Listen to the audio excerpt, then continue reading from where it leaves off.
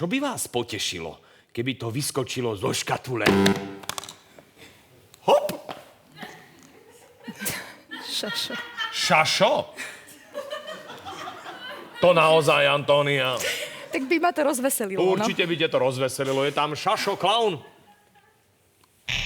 Nie je to tam. Andrea, čo by vás potešilo, keby to vyskočilo zo škatule? Chlap, sporo odetý. Andrea má niečoho nedostatok. Je tam chlap sporo odetý. Je to tam striptérka. To by nás naozaj potešilo. Samozrejme, keby to bola striptérka, Pali, však. Jasné. Či? A mne to je jedno. Napadla mi nejaká celebrita, alebo niekto si dáva také prekvapenia, že... Jasné, máš narodeniny a tu je škatula. Hádaj, čo je vnútri. Vyskočí Andrej Bičan. Neviem. A tak Andrej Bičan, to nie je celebrita, ja som tak ako si povedala v prvom kole. Šašo! Díky.